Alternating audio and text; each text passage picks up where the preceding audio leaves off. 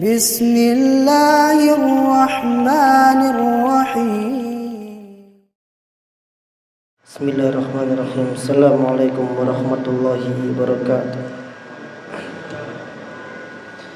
Innal hamdalillahi nahmaduhu wa nasta'inuhu wa nastaghfiruh wa na'udzu billahi min sururi anfusina wa min sayyiati a'malina. Man yahdihillahu fala mudilla lahu wa man yudlil fala hadiya lahu. Asyhadu an la ilaha illallah wahdahu la syarika lahu wa asyhadu anna Muhammadan abduhu wa rasuluh. Allahumma salli wa sallim ala nabiyyina Muhammad wa ala alihi wa ashabihi wa man tabi'ahum ila yaumiddin. Amma ba'du. Kita masih membahas permasalahan tetangga. Pada pertemuan yang lalu kita telah mempelajari hadis tentang larangan seseorang mengganggu tetangganya, yang mana apabila dia melakukan hal tersebut maka ancamannya adalah neraka. Karena mengganggu tetangga itu merupakan al-kabair, termasuk di antara dosa besar, terutama menyakiti tetangga dengan lisan. Maka termasuk di antara kebaikan terhadap tetangga adalah dengan tidak mengganggu tetangga tersebut. Kebalikannya, kalau berbuat jelek kepada tetangga dengan cara mengganggu tetangga, maka kebalikannya, berbuat baik kepada tetangga, dan ini diperintahkan oleh Nabi SAW, adalah dengan cara menjaga lisan kita untuk tidak menyakiti tetangga, atau dengan cara tidak merusak atau menyakiti sesuatu yang menjadi milik tetangga tersebut. Sebagaimana hadis dari Aisyah kemarin, Nabi SAW mengatakan, khudi ma adrakti min kursiki wala tu'di jaraki fi syatihi.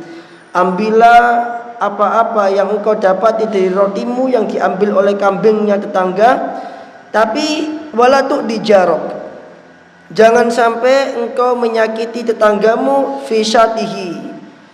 Maksudnya jangan sampai engkau menyakiti tetanggamu dengan cara apa? Menyakiti kambingnya, entah itu dipukul ataupun dicacatkan atau lain sebagainya. Karena menurut Nabi SAW, menyakiti apa yang menjadi milik tetangga itu sama seperti menyakiti tetangga. Meskipun tetangga menyakiti kita, tapi kita tidak berhak menyakiti dia. Karena pada asalnya kebaikan itu dilakukan bukan karena dalam rangka timbal balik, tapi kebaikan itu dilakukan dalam rangka mentaati Allah Ta'ala. Kebaikan itu dilakukan dalam rangka mentaati Allah Ta'ala, bukan dalam rangka timbal balik. Sehingga kalau seandainya kebaikan yang kita lakukan tidak mendapatkan balasan dari orang yang kita berbuat baik kepadanya, fala ba'sa, maka enggak ada masalah. Karena kita melakukan kebaikan murni karena Allah Ta'ala. Maka meskipun kambing tetangga itu mengambil rotinya Aisyah, maka Nabi SAW melarang Aisyah radhiyallahu anha untuk membalas menyakiti tetangga tersebut dengan cara menyakiti kambingnya. Maka ini termasuk diantara berbuat baik kepada tetangga. Kemudian diantara berbuat baik kepada tetangga yang lain adalah bahwasanya seseorang harus menyelamatkan tangan dan lisannya untuk tidak menyakiti tetangga, sehingga dia akan masuk ke dalam sabda Nabi SAW, la yadkhulul jannah, tidak akan masuk surga siapa? Orang yang tetangganya tidak aman dari gangguannya. Berarti kalau tetangganya merasa nyaman, merasa seneng tetangga sama kita, kok enak duwe tonggo Pak Ustadz, kok enak duwe tonggo Pak Fulan, Abu Fulan, kok enak. Maka kebalikan dari hadis ini, maka itu bisa membuat kita menjadi sebab untuk masuk ke dalam surga. Nah, kemudian berikutnya adalah di antara kebaikan kepada tetangga adalah tidak meremehkan pemberian tetangga. Sekecil apapun pemberian tetangga kepada kita, maka Nabi alaihi salatu wassalam melarang kita untuk meremehkan pemberian tersebut. Baik, kita baca hadisnya. Tafadhol.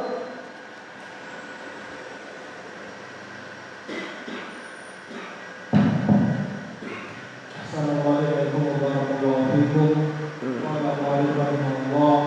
Baru natahkiran najara berijaratiha walau firsina syah.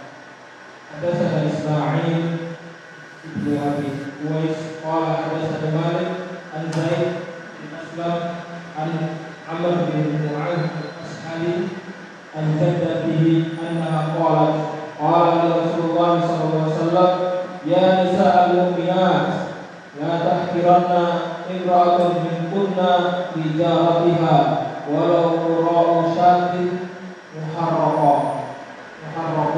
Naam. Qala Amirul Mukminin fil hadis Al-Imam Al-Bukhari rahimahullah fi kitabih Al-Adabul Mufrad, berkata Amirul Mukminin fil hadis Imam Bukhari rahimahullah dalam kitabnya Adabul Mufrad, babun la tahkiranna jaratun li jaratihi walau firsani harusnya ini ya, bukan firsina, walau firsani syatin, walau firsina syatin. Bab janganlah seorang tetangga meremehkan tetangganya, pemberian tetangganya, walau firsina syatin, walaupun itu hanya sekedar kaki kambing, hanya sekedar pemberian kaki kambing. Bagi kita kaki kambing lumayan Pak di zaman kita, tapi berbeda zaman, berbeda keadaan, beda zaman, beda nilainya, beda zaman, beda teknologi. Di zaman Nabi Alaihissalam, pemberian kaki kambing itu merupakan pemberian yang sangat remeh, pemberian yang murah. Ya, harga kambing itu murah. Sebagaimana Nabi Alaihissalam memberikan mahar terhadap Khadijah itu berapa ratus unta, berapa ratus kuda itu.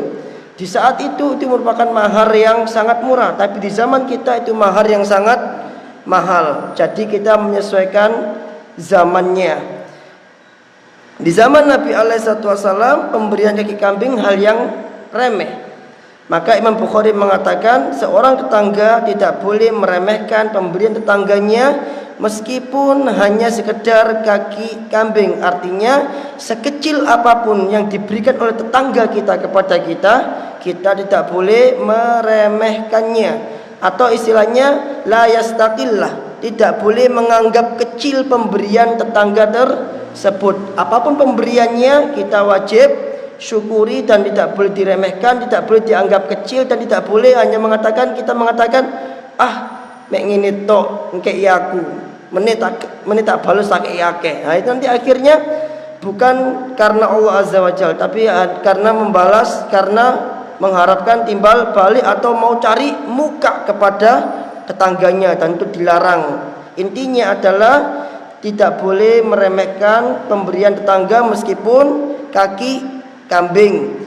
Haddatsana Ismail bin Abi Uwais qala, telah menceritakan kepada kami Ismail bin Abi Uwais, dia berkata, haddatsani Malik, telah menceritakan kepada kami Malik an Zaid bin Aslam, dari Zaid bin Aslam, an Amr bin Mu'adh al-Ashhali, an jaddatihi, dari neneknya, annaha qalat, bahwasannya neneknya Amr bin Mu'adh al-Ashhali ini berkata, qala li Rasulullah sallallahu alaihi wasallam.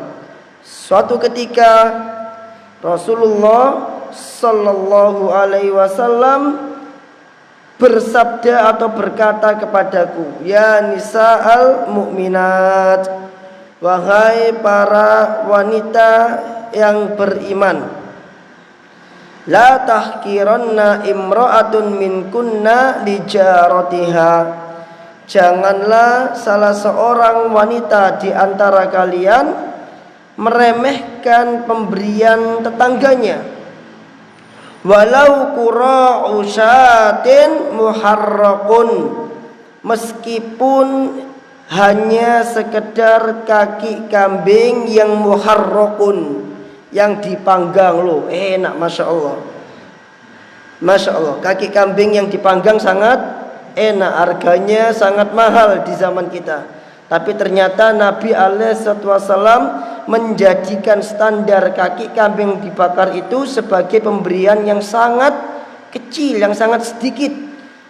Sehingga Nabi mengatakan, meskipun pemberian tersebut sedikit, engkau tidak boleh meremehkan pemberian tetangga tersebut. Toyib, apa hikmahnya? Kita nggak nemukan faedah di sini, jamaah. Nah,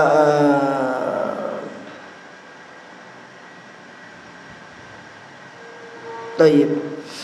Apa faedah yang didapat di sini? Faedahnya adalah yang pertama, ketika kita meremehkan pemberian tetangga kita, maka pada saat itu kita berlaku sombong kepada tetangga kita. Kalau berlaku sombong, maka kita harus ingat sabda Nabi alaihi wasallam, la yadkhulul jannah, tidak akan masuk surga orang yang di dalam hatinya, fi qalbihi, yang di dalam hatinya, mithqala darratin minal kibr, ada benih-benih kesombongan meskipun sebesar biji sawi. Artinya kesombongan sekecil apapun yang ada di dalam hati seorang hamba akan menjadikan dia masuk ke dalam neraka. Karena al-mutakabbir itu adalah Allah Azza wa Jalla.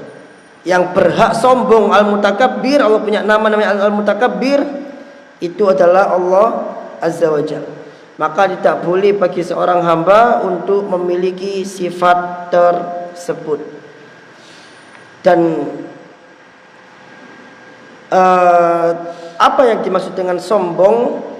Sombong sebagaimana yang didefinisikan oleh Nabi alaihissalam, al-kibru batarul haq wa ghamtun nas. Sombong itu menolak kebenaran dan meremehkan manusia. Dia salah, dikasih nasihat, tidak mau, sombong. Seperti orang-orang kafir Quraisy, dia salah, dia berada di atas kesesatan, dikasih nasihat oleh Nabi alaihissalam, tidak mau, membantah Nabi alaihissalam, itu sombong. Dan kemudian meremehkan manusia. Maka ketika seorang tetangga meremehkan pemberian tetangganya, maka dia masuk ke dalam al-kibr, sombong, dan itu nggak boleh. Terus yang kedua,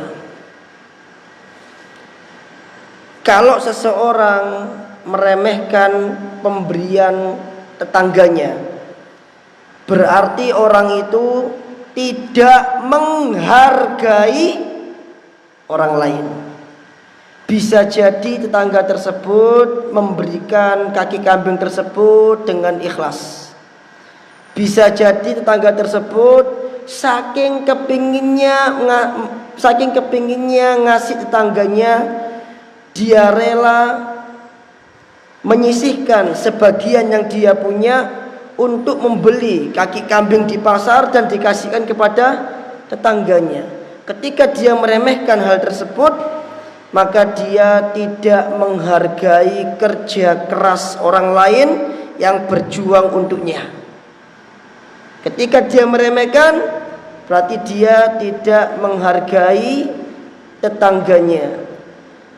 Kalau tidak menghargai tetangganya, berarti dia tidak dikatakan orang yang berterima kasih kepada manusia. Dan kita harus ingat, Rasulullah SAW bersabda, la yashkurullaha, tidak dikatakan bersyukur kepada Allah, malam yashkurin nas, orang yang tidak bersyukur atau berterima kasih kepada manusia. Jadi di antara cara atau ciri-ciri orang yang bersyukur kepada Allah adalah ketika dia bersyukur kepada manusia.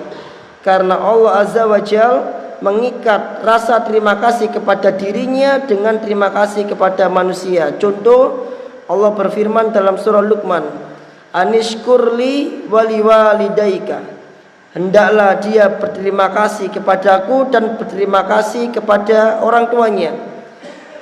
Para ulama menjelaskan, barang siapa yang berterima kasih kepada orang tuanya, maka dia berterima kasih kepada Allah. Barang siapa yang tidak tahu terima kasih kepada orang tuanya, ngelawan terus, maka dia tidak dikatakan berterima kasih kepada Allah.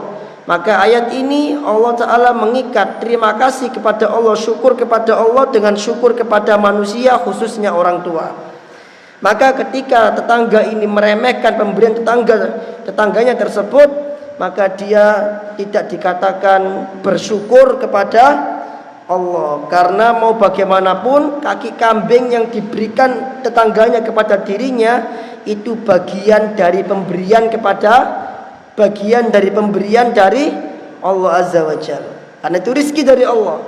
Terus dia meremehkan, maka sama seperti dia meremehkan rizki Allah Azza wa Jalla. Berarti dia tidak bersyukur kepada tetangganya dan dia tidak bersyukur kepada Allah Ta'ala. Enggak cuma tetangga, siapapun manusia yang ngasih kita, ketika kita enggak terima kasih sama dia, ketika kita meremehkan pemberian dia, saat itu kita berlaku sombong. Yang kedua, kita tidak menghargai dia. Yang ketiga, kita tidak bersyukur kepada Allah. Karena biar bagaimanapun pemberian tetangga kita kepada kita itu merupakan salah satu bagian dari rizki yang Allah berikan kepada kita melalui wasilah tetangga kita.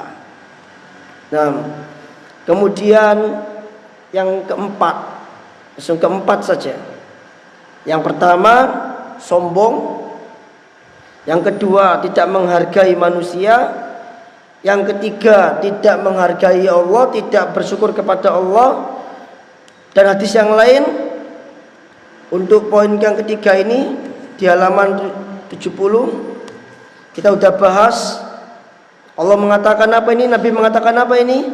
Man la yarham la yurham. Kalau dia meremehkan pemberian tetangganya, berarti dia tidak sayang sama tetangganya. Karena tetangganya baik sama dia. Tetangganya ngasih dia itu berarti itu adalah bukti cinta tetangganya kepada dirinya. Kok diremehkan? Berarti dia tidak mencintai tetangganya. Dan siapa yang tidak mencintai manusia, Allah enggak cinta sama dia. Man lam yarham la yurham. Siapa yang enggak cinta, maka dia tidak akan dicintai. Dan Rasul mengatakan apa ini? La yarhamullah man la yarhamun nas. Allah tidak akan mencintai orang yang tidak mencintai manusia.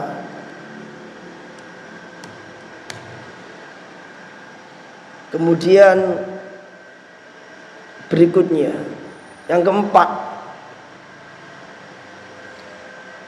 bisa jadi kaki kambing yang diberikan tetangga kita kepada kita, meskipun itu hal yang remeh, namun menjadi sesuatu yang besar di sisi Allah Azza wa Jalla. Bisa jadi sesuatu yang remeh menurut kita itu menjadi sesuatu yang besar di sisi Allah. Baik. Para ulama mengatakan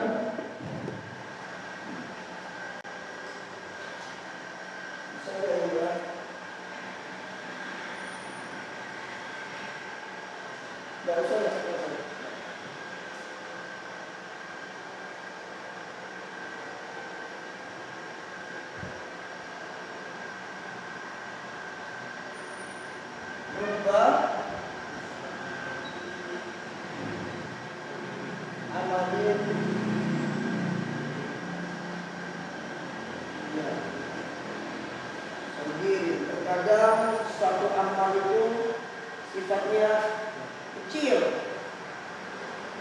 tapi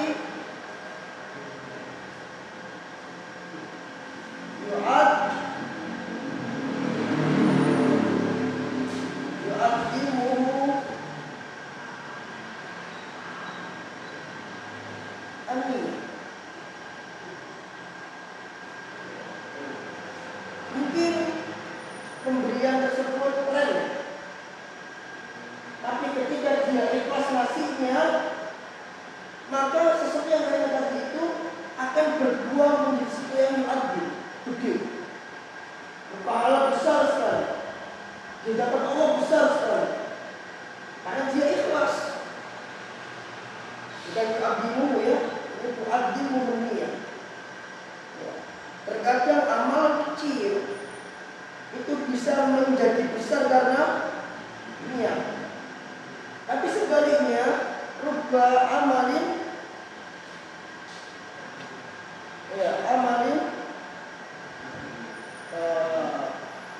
tapi terkadang amalan yang gede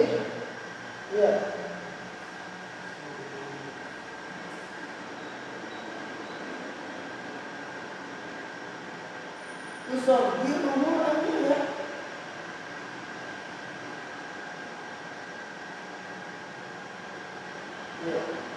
Kadang orang itu berinfak besar karena niatnya salah, maka yang besar tadi itu tidak membuahkan pahala yang besar.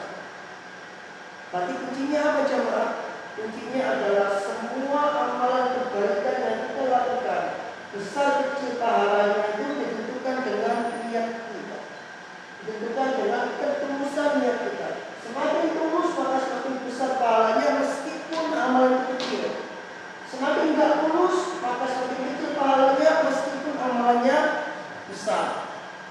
Maka bisa jadi kaki kambing yang diberikan tangga kepada kita itu merupakan suatu amal yang sangat nilainya sangat besar, bernilai besar di hadapan Allah Azza wa Jalla karena keikhlasan dia ketika dia memberi. Mungkin ketika dia memberi dia tidak perhitungan, terus tidak Pak Ustaz kasih ambil fulan tanpa perhitungan dan memang niatnya tulus ngasih, maka saat itu kaki kambing ini meskipun dia remeh maka dia bisa menjadi besar dengan Allah. Anak akan bacakan sebuah hadis.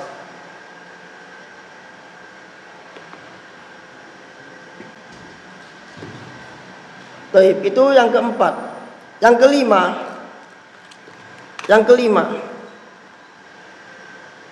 janganlah meremehkan kebaikan sekecil apapun. Kenapa? Anak kasih tahu sebuah hadis. Ini adalah faedah yang anak dapatin tadi malam ketika mendengarkan penjelasan Syekh Abdul Razak. Karena amalan kebaikan yang kecil itu Allah akan jadikan dia sebesar gunung. Allah akan pelihara dia dan Allah jadikan dia besar sebesar gunung. Hadisnya apa? Ada hadisnya dalam Sahih Bukhari. Al-Imam Bukhari membawakan hadis. Beliau menulis bab la yaqbalullahu shadaqatan min gululin. Allah tidak menerima sedekah yang diambil dari harta gulul. Harta gulul itu adalah harta rampasan perang yang diambil secara diam-diam sebelum dibagi, alias dia mencuri ghanimah. Wala yaqbalu illa min kasbin thayyibin. Dan Allah tidak akan menerima sedekah kecuali dari usaha atau dari harta yang baik. Kemudian Rasul SAW bersabda dari Abu Hurairah, man tasaddaqa bi adli tamratin, barang siapa yang dia bersedekah dengan satu kurma, Barang siapa yang dia sedekah dengan satu kurma atau dengan separuh kurma atau dengan kurma atau dengan apapun yang sifatnya kecil, remeh, min kasbin thayyibin, tapi sedekahnya itu murni dari harta yang baik. Berarti kalau ada orang sedekah dari harta curian, Allah terima apa tidak? Tidak. Kalau ada istilahnya pekerja yang melakukan pekerjaan yang haram, meskipun terpaksa tapi itu haram, kemudian dia gunakan untuk nafkah anaknya, dia gunakan untuk biaya sekolah anaknya, nafkahnya ini berbau pahala atau tidak? Tidak, karena diambil dari harta yang haram. Nabi mengatakan siapa yang bersedekah dengan kurma dari usaha yang thayyib, yang baik, wala yaqbalullahu illa thayyib, dan Allah tidak akan menerima kecuali yang thayyib, wa innallaha yataqabbaluha biyaminih, maka Allah akan menerima sedekahnya itu dengan tangan kanannya. Allah punya tangan? Iya. Di antara tangan Allah adalah kanan. Dalam hadis lain disebutkan Allah juga punya tangan kiri. Dan manhaj Ahlussunnah adalah menetapkan apa yang telah ditetapkan oleh nas, menetapkan, mengisbat apa yang telah ditetapkan oleh Al-Quran dan Sunnah. Allah terima sedekah itu dengan tangan kanannya. Tsumma yurabbiha li sahibihi. Kemudian Allah pelihara sedekah tersebut untuk orang yang bersedekah tersebut. Tak ulangi lagi. Dia sedekah dengan kurma, tapi dari harta yang baik, maka Allah terima sedekahnya. Karena Allah enggak menerima kecuali yang baik. Ternyata enggak cuma diterima oleh Allah. Kurma yang kecil tadi itu Allah pelihara. Allah pelihara, Allah rawat, yang akan Allah gunakan untuk orang, untuk pemiliknya. Mana tadi? Tsumma yurabbiha li sahibiha. Kemudian Allah memelihara sedekah itu untuk pemiliknya. Kama yurabbi ahadukum faluwahu hatta takuna mithlal jabal. Sebagaimana salah seorang di antara kalian memelihara anak kuda yang kecil sampai pada akhirnya sedekah tersebut menjadi besar semisal gunung. Semisal gunung. Mungkin yang dikasih tetangganya itu remeh, tapi dia ikhlas, dia dari harta yang thayyib, Allah pelihara, Allah terima sedekahnya. Dan Allah jadikan sedekah tadi itu yang awalnya kecil menjadi besar sebesar gunung. Maka seorang hamba, seorang muslim, dia tidak boleh meremehkan kebaikan sekecil apapun. Karena ketika kebaikan itu Allah terima, maka Allah akan pelihara kebaikan itu hingga sebesar gunung. Dan Allah kembalikan lagi kepada pemiliknya kapan? Di hari kiamat, di akhirat kelak. Seperti itu. Kemudian 6.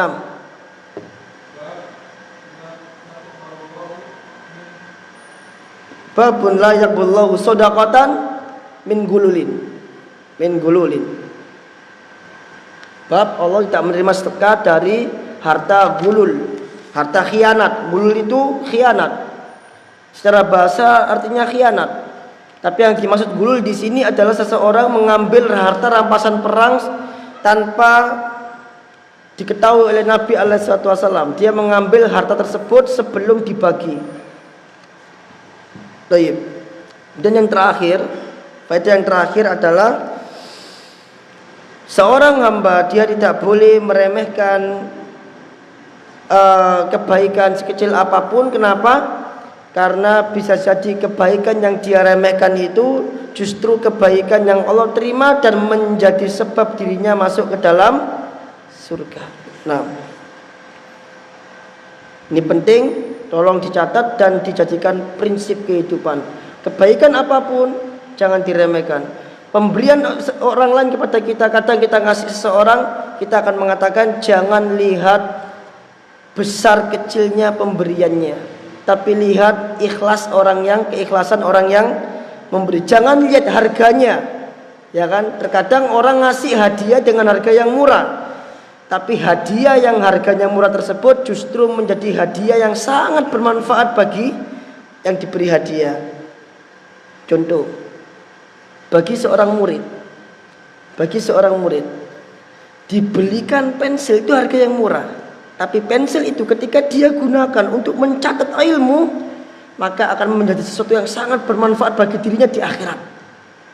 Bahkan akan menjadi sesuatu yang bermanfaat bagi si pemberi pensil, karena ketika dia gunakan pensilnya untuk menulis, maka si pemberi pensil secara nggak langsung akan mendapatkan pahala ilmu yang dia tulis. Mungkin harganya murah tapi manfaatnya sangat besar. Maka prinsipnya jangan pernah melihat harganya, tapi lihat seberapa besar manfaat yang bisa diambil dari pemberian tersebut. Mungkin tadi orang tadi hanya bersedekah kurma, tapi kurma ini akan menjadi sangat berharga manakala orang yang diberi adalah orang yang sangat-sangat kelaparan dan tidak menemukan satupun makanan di dalam rumahnya. Maka kurma tadi itu akan menjadi wasilah dia untuk menyambung kehidupan. Remeh tapi menjadi sesuatu yang sangat bermanfaat bagi yang memberi. Tapi kalau tukang parkir tidak. Tukang parkir meskipun cuma 2.000, no, tidak. Tukang parkir itu nggak cocok dikatakan jasa, nggak cocok dikatakan penagih pajak juga nggak cocok. Lebih cocoknya dikatakan sebagai istilahnya pemalak. Lebih cocoknya pemalak karena dia mengambil atau meminta sesuatu yang bukan hak dia. Jadi kok dikatakan apa susahnya cuma 2.000? Susah sekali. Kita katakan susah sekali. Jangan. Badan masih kuat. Sampai ada murid saya bilang begini, Ustaz, cara menjadi kaya itu gampang, dengan cara menjadi tukang parkir. Betul itu. Sehari bisa 200.000, 300.000. Tidak perlu kita gocek Pak Syafiq. Tidak perlu kita soro-soro hujan-hujan gocek. Cukup nyemprit 2.000, 10 kendaraan 20.000, sehari semalam 100.000, 200.000. Nggak perlu keluar bensin, nggak perlu servis motor, nggak perlu ganti oli. 200.000 kali 30 hari 6 juta. Ketok moto tukang parkir. Kaya sekali.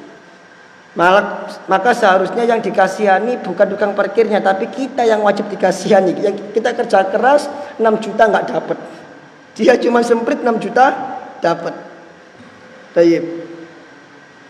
Hadis berikutnya. Padahal. Waqala aidan hadatsana Adam qala hadatsana Ibnu Abi Zaid qala hadatsana Sa'id al-Mukhbari al-Maqburi an abihi an Abi Hurairah radhiyallahu anhu qala Nabi sallallahu alaihi wasallam ya nisa al-muslimat la tahqiranna jaratun li jaratiha walau firsina syatin. Hampir sama dengan hadis sebelumnya, hanya berbeda pada bagian walau fir sinasyatin. Nabi alaihissalam mengatakan, kali ini dari Abu Hurairah, kalau sebelumnya dari neneknya Amr bin Mu'ad al-Ashhali, Nabi mengatakan ya nisa al-muslimat, kalau sebelumnya mukminat, yang kedua muslimat, intinya sama saja.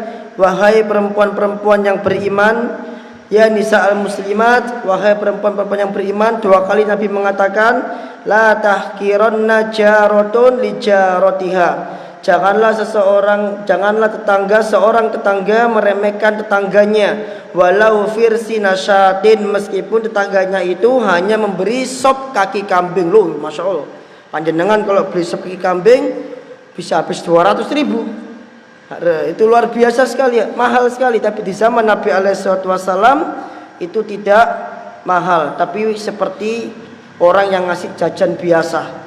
Karena memang kambing di zaman Nabi SAW setiap orang punya kambing, ya. Tapi kalau unta baru mungkin mahal karena tidak setiap orang punya unta. Nah, ini sama seperti hadis yang pertama, Nabi SAW melarang seorang tetangga meremehkan pemberian tetangganya yang lain.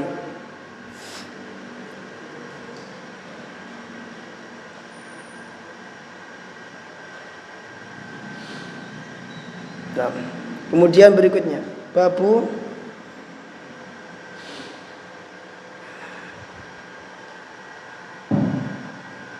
Assalamualaikum warahmatullahi wabarakatuh. Qala Al-Bukhari rahimahullah, babu shikayatul jar.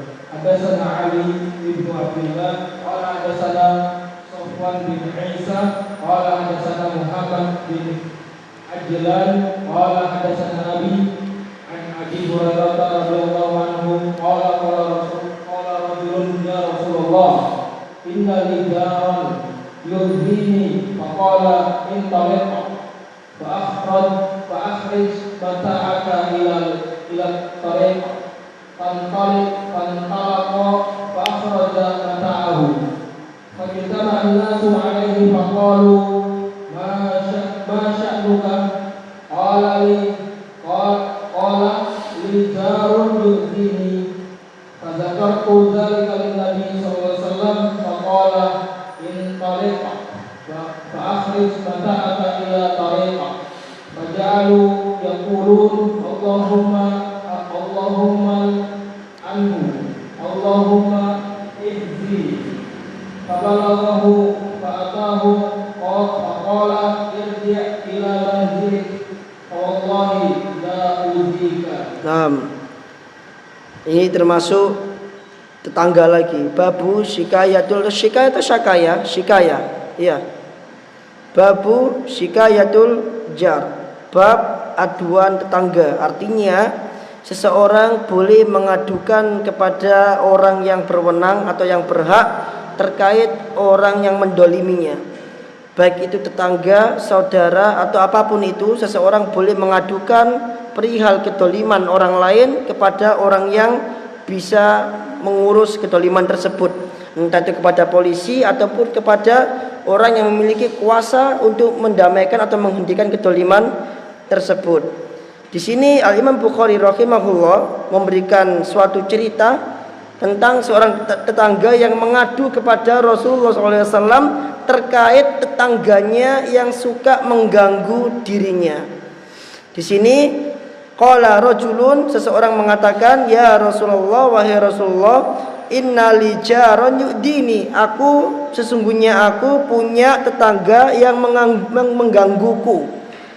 Faqala, maka Rasul mengatakan, intalik, kau pulang, fa akhrij mata'aka ila tariq, keluarkan semua perkakasmu dari rumah, keluarkan semua perkakasmu ila tariq, dan taruh di jalan, menuju jalan.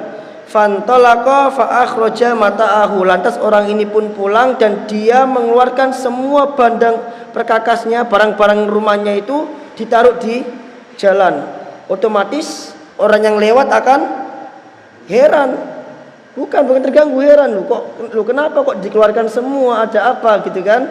Memang tujuannya Nabi SAW seakan-akan ingin menarik orang-orang untuk simpati kepada yang diganggu ini, sehingga nanti orang-orang ini akan mendoakan tetangga yang mengganggu dia.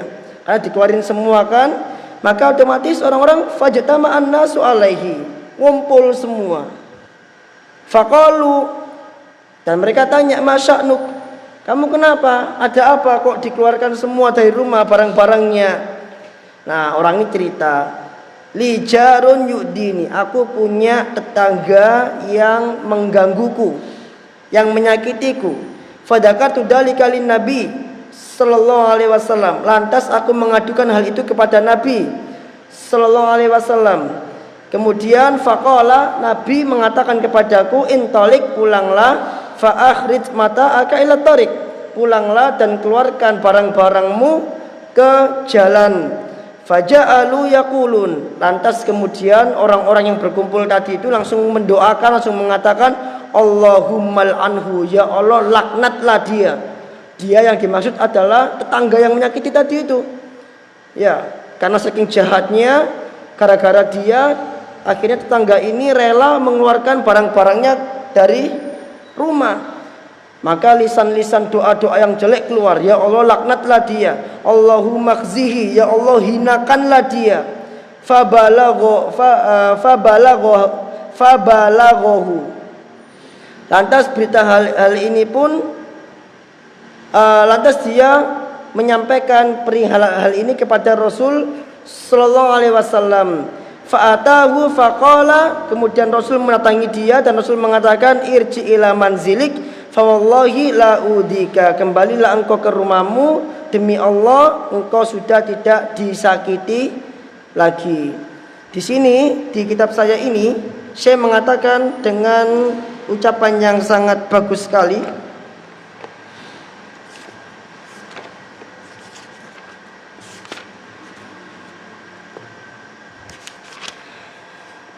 Saya mengatakan di sini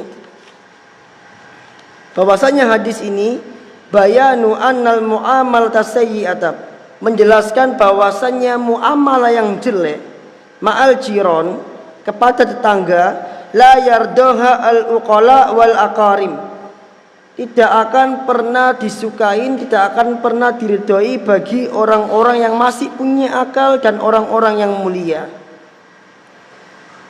Ya, muamalah yang jelek, siapapun orangnya, selama dia masih punya akal dan masih punya kemuliaan, dia tidak akan pernah meridhoinya. Artinya orang yang tidak meridhoi kejelekan, berarti orang ini termasuk orang yang masih memiliki hati yang baik. Dan tujuan Nabi SAW di sini adalah untuk menghentikan gangguan tetangga tersebut, sehingga tetangga ini dia berhenti dari mengganggu tetangganya. Kapan? Ketika dia mendengar bahwasannya banyak manusia yang mendoakan jelek kepada dirinya. Nah, ini termasuk bentuk kedoliman jamaah. Hati-hati dengan kedoliman. Nabi SAW mengatakan, mata orang-orang yang mendolimi itu tertidur pulas, tapi mata orang-orang yang terdolimi tidak akan pernah tertidur. Doa dia akan terus terangkat ke langit dan Allah akan mengabulkan semua doanya. Maka Rasul mengatakan, ittaqu da'watal matlum, hati-hatilah kalian dengan doanya orang yang terdolimi. Tetangga ini menyakiti tetangganya, mengganggu tetangganya, berarti dia telah mendolimi tetangganya. Kalau sampai dia mengangkat tangan, maka kata Rasul, fa inna laisa au kama qala sallallahu alaihi wasallam, fa inna laisa bainahu wa bainallahi hijabun, karena tidak ada penghalang antara dirinya dengan Allah. Artinya doa yang dia panjatkan itu naik ke langit tanpa ada penghalang, langsung dikabulkan oleh Allah Azza wa Jalla. Dan Rasul telah mengatakan, babani muajjalani ukubatuhuma fid dunya, dan dua dosa yang Allah segerakan balasannya di dunia. Yang pertama al-bagyu, dosa kedoliman. Yang kedua al-uquq, dosa durhaka kepada orang tua. Maka ketika manusia mendoakan kejelekan tetangga ini pun langsung berhenti dari mengganggu tetangganya. Kemudian hadis berikutnya adalah hadis yang serupa, langsung ana baca saja. Syaka rajulun ila Nabi sallallahu alaihi wasallam jarahu, seseorang mengadu kepada Nabi sallallahu alaihi wasallam terkait tetangganya. Faqala, lantas Nabi mengatakan, ihmil mata'aka, bawalah barang-barangmu, fada'u ala tariq, dan letakkan barang-barang tersebut di jalan. Faman marra bihi yal'anuhu, maka barang siapa yang melewati barang tersebut dan yal'anuhu, maka dia pasti akan melaknat tetangga yang mengganggumu tersebut. Faja'ala kullu man marra bihi yal'anuhu, maka menjadilah setiap orang yang melewati perkakas-perkakas yang di jalanan tadi itu melaknat tetangga yang mengganggu dirinya.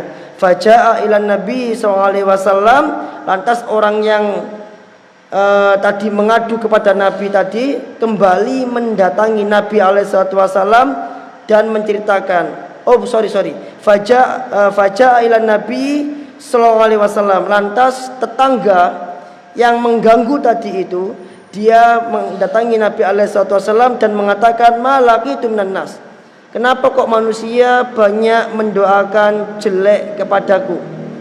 Ada apa dengan manusia-manusia ini kok mendoakan jelek diriku?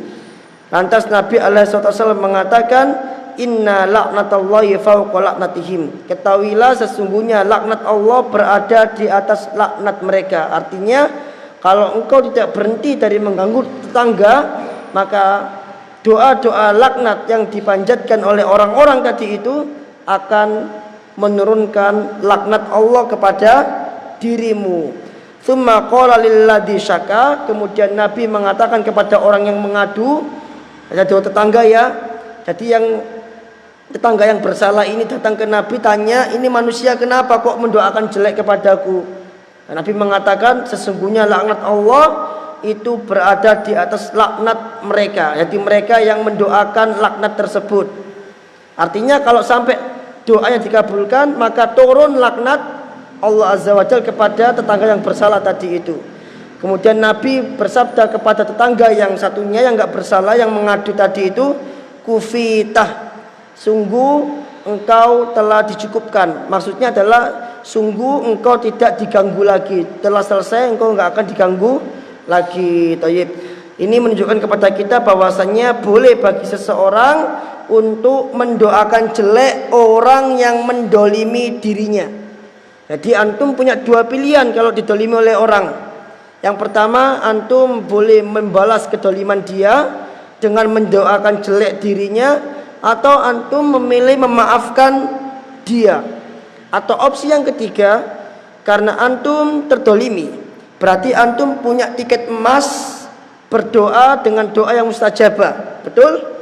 Maka antum bisa menggunakan tiket tersebut untuk mendoakan diri antum, keluarga antum, anak antum dan semuanya, dibanding harus mendoakan kejelekan orang yang mendolimi diri kita. Ini terserah, itu bebas dan tidak ada dosa atas hal tersebut. Dan bagi orang yang terdolimi, dia boleh mengadu kepada mereka atau kepada orang yang berhak untuk diadu, untuk diberi pengaduan. Kalau misalkan murid dia dibully oleh murid lain, maka dia mengadu kepada guru, karena guru yang berhak menerima pengaduan tersebut dan akan menyelesaikan permasalahan tersebut. Nah, ini tetangga kebetulan dan Nabi alaihissalam pemimpinnya adalah Nabi, maka tetangga ini mengadu kepada Nabi. Nah, kalau kita misalkan tetanggaan, ternyata tetangga kita nyetel sonhorek yang salonnya gede banyak, itu sonhorek yang bisa memecahkan kaca, memecahkan genteng itu, ya kita ngadu ke Pak RT, Pak RT nggak bisa ngadu ke RW, RW nggak bisa ngadu ke kelurahan, kelurahan nggak bisa ngadu ke camat, camat nggak bisa ngadu ke polisi, polisi nggak bisa dibayar, bisa insya Allah. Terkadang seperti itu Pak, karena kasus itu tidak akan pernah berjalan di pemerintahan kecuali ada yang namanya pelicin atau oli, dan itu memang tidak boleh kita menutup mata dari hal itu. Itu ada realita yang ada, meskipun terpampang spanduk menolak pungli, tidak ada pungli, dilarang melakukan pungli, tapi memang di internalnya yang namanya pungli itu sangat banyak. Jadi kadang orang itu ketika didolimi lebih memilih diam. Kenapa? Karena untuk mengadukan kasusnya kepada pihak berwenang itu juga harus bayar. Kalau nggak bayar nggak akan diurus. Siapa yang bayarnya banyak, itu yang duluan diurus. Itu sudah bukan rahasia umum. Jadi kadang, dan yang lucu lagi tentang begal ini, masya Allah ya. Ya semoga dengan presiden yang baru ini Allah beri taufik dan bimbingan. Masih ingat antum tentang begal? Ketika begalnya ini mau mengambil sepeda motor korbannya termasuk anak sekolah, angkar sama begalnya mati. Yang masuk penjara yang dibegal. Akhirnya netizen mengatakan, di Indonesia ini lebih baik kita diem. Jadi kok dibegal udah diem aja, mati nggak apa-apa. Karena kalau dibegal kita membela diri, yang ada malah masuk penjara. Bukan begalnya masuk penjara, tapi yang dibegal yang masuk penjara, yang jadi tersangka yang dibegal malahan. Begalnya luka-luka dianggap sebagai korban. Ya kan?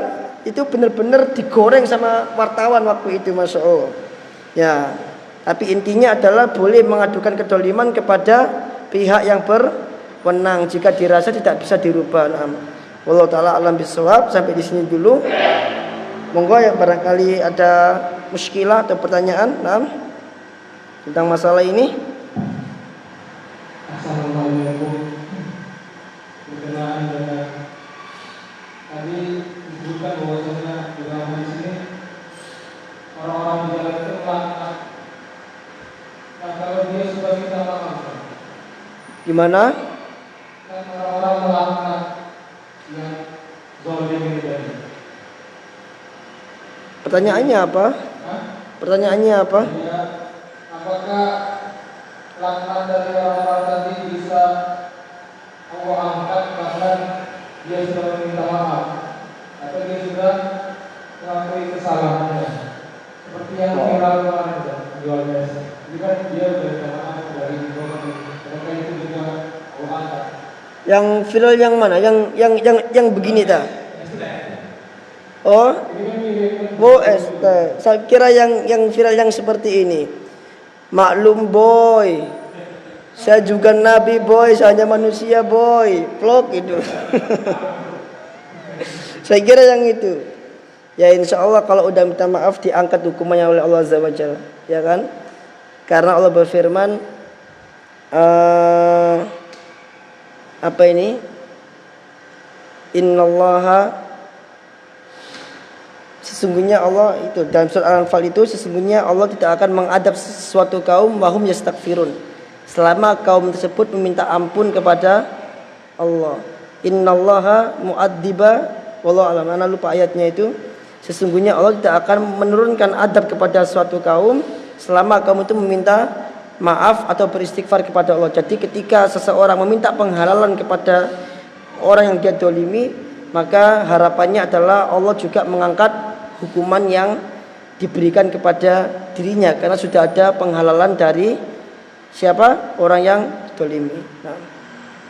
Penghalalannya secara lisan tapi dalam hatinya masih gimana? Ya tidak dinamakan penghalalan apabila hatinya tidak menghalalkan, karena penghalalan itu disertai dengan amalan hati. Ya, tidak berfaedah ucapan lisan apabila hatinya tidak selaras dengan lisannya, gitu kan? Sama seperti ini, apa sih? Anak kok lupa.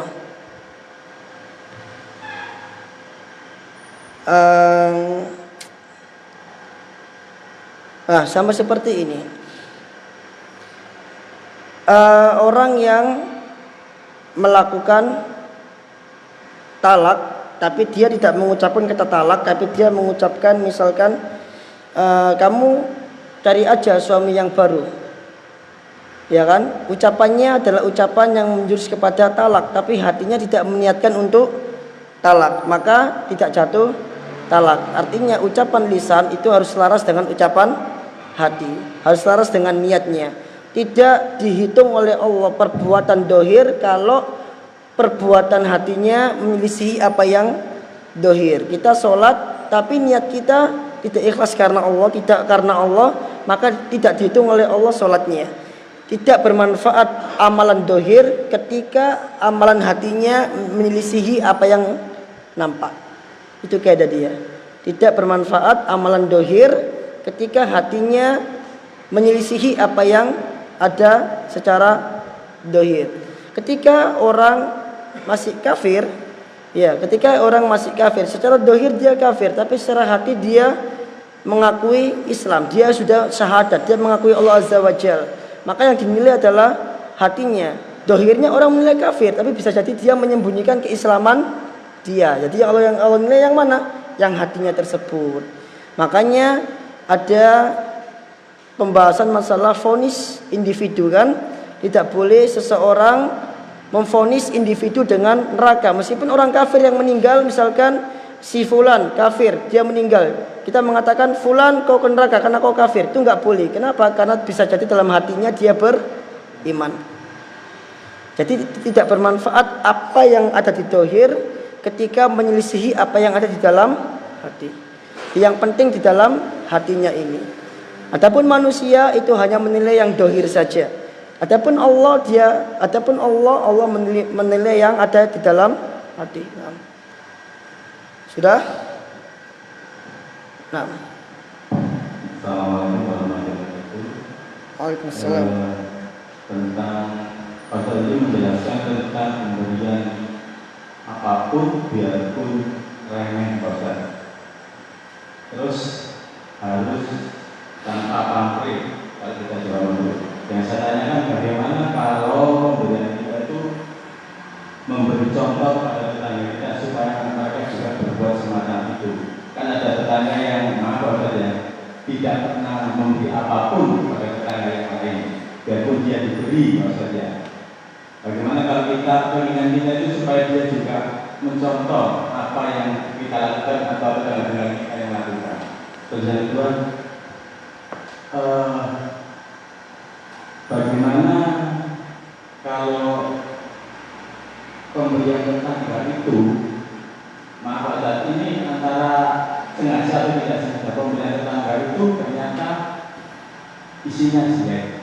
Maaf, kebetulan diberikan buah, tetapi setelah dibuka buahnya itu busuk Pak Ustaz.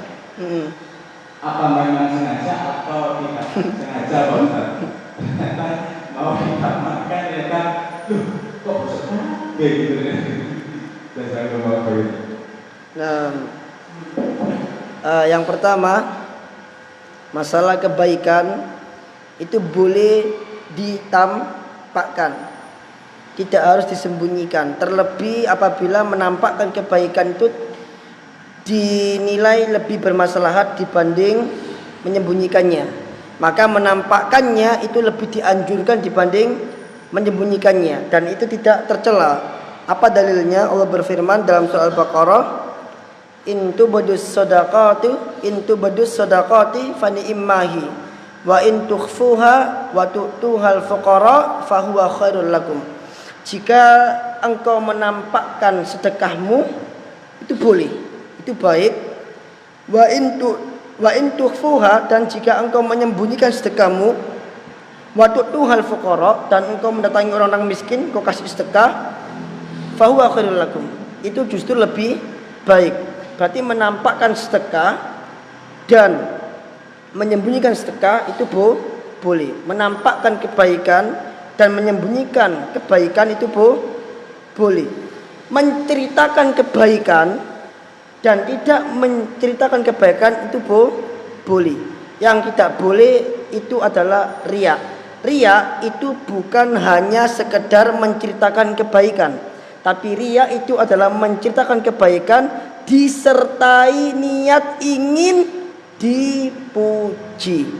Kalau hanya sekedar menceritakan kebaikan tanpa ada niat ingin dipuji, maka ini bukan termasuk riya. Ini hanya sekedar menampakkan kebaikan yang tujuannya adalah memotivasi orang lain untuk ikut berbuat baik bersama dia. Maka Nabi SAW adalah orang yang sangat sering menampakkan kebaikan, karena kalau Nabi menyembunyikan kebaikan maka tidak akan nampak hukum syariat, tidak akan muncul hukum syariat. Dan termasuk diantaranya ada bab yang dibuat oleh Abu Hurairah kalau enggak Imam Bukhari kalau enggak salah, terkait Abu Hurairah radhiyallahu anhu ketika beliau diragukan kredibilitas keilmuannya dalam masalah ilmu hadis. Akhirnya mau enggak mau beliau membuka kartu. Beliau mengatakan apa? Beliau mengatakan orang-orang Ansor pada pergi berdagang, orang-orang Muhajirin pada pergi ke pasar, dan aku belajar bersama Nabi alaihi salatu wasalam. Kemudian pensyarah hadis tersebut di kitab ini itu mengatakan hadis ini menjadi dalil bolehnya kita menceritakan kebaikan yang kita lakukan dalam rangka untuk menjadi tauladan bagi orang lain agar orang lain meniru kita. Paham nggih? Kemudian yang kedua, buahnya busuk atau tidak? Oke. Kewajiban seorang muslim mendahulukan husnudon, ya.